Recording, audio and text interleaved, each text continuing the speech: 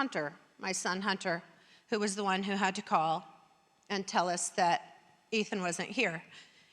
And it was really hard for him because he could not say it. He just kept saying on the phone that day, "Mom, Ethan's not here." And he just repeated himself, "Ethan's not here." And I kept saying to him, "Well, go and get him, go and get him." I mean, it made perfect sense. And he would say, "You don't understand, he's not here." And to the point where I was like, "Go and get him then." I mean, you know. And he finally said to me, "No, you don't understand, Mom. Ethan and Xana are not on this earth anymore."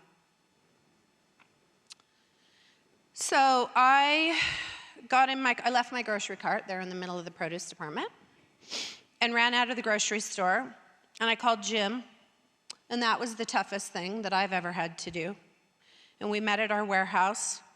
We had to go to LaConner, Washington, take care of our dog. I mean, it was all these things had to happen. But what happened next is that we had to get into the car, and we had to make this journey. And I will tell you that that is the second maybe toughest thing I've ever done in my life, is to drive in the car that day. So there were a couple of things that happened. One, we got caught behind a traffic accident just outside of Everett. So we're sitting there. And at that time, our kids' phones had all been confiscated and our kids had been taken to the police department, so we had no communication with our kids. And there's just no, but I couldn't get anybody to answer at the, police department. At this point, it had spread like wildfire. People were calling us. And then most of the end of that trip is in what we call in Washington State the Palouse, and there is no cell service. So on top of, everything else, we had no cell service. Anyways, we pulled into Moscow that night at about 9:30, picked our kids up. We had to go to the police station and have a meeting. And we wound up, they put us all up in a hotel that night. And the four of us laid in this hotel room. And there wasn't a lot of sleep that happened that night, but early in the morning, I got up. I told Jim, "I'm going for a walk." And I walked to the house.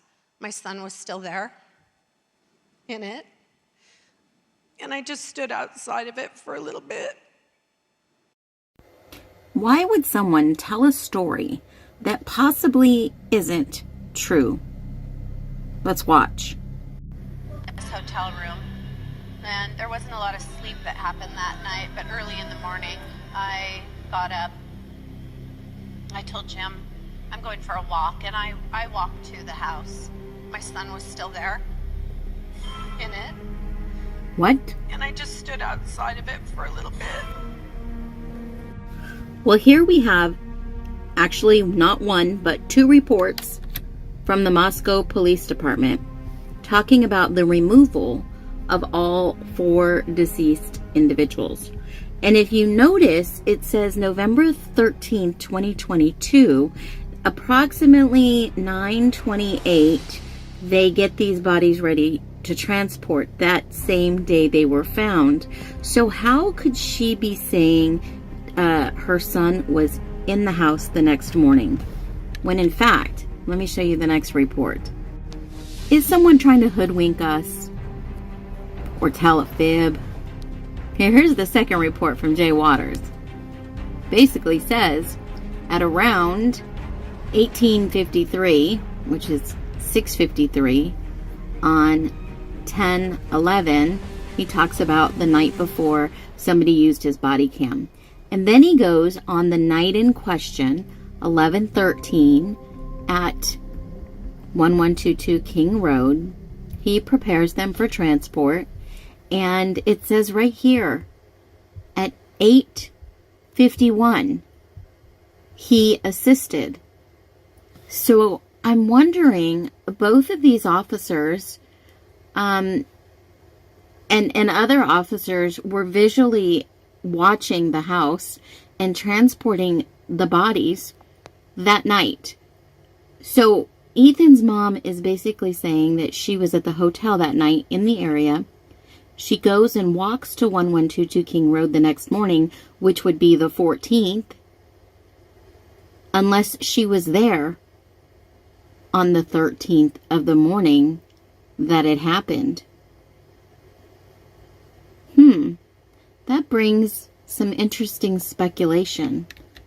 But going by the reports, those kids were moved out on the 13th at night. So between 8 and 9 p.m. at night, they were moved out of the house. So this is very interesting. Did Stacy Chapin just tell on herself? Or is this a white lie? You decide. Like and follow for more. Be well.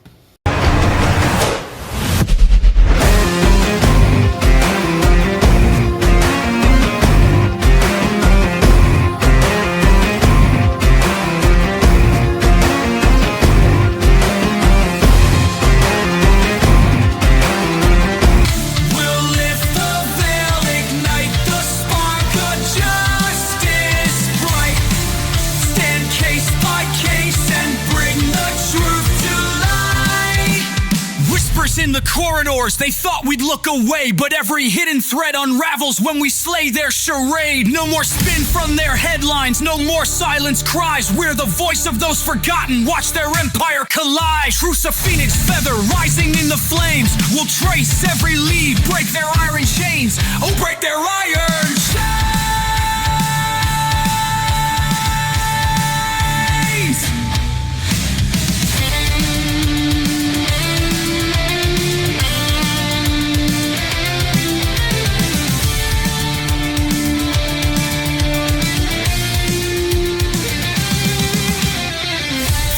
Rising, watch us light the sky.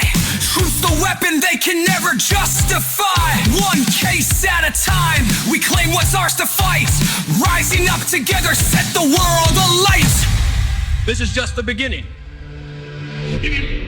The phoenix will never stop rising.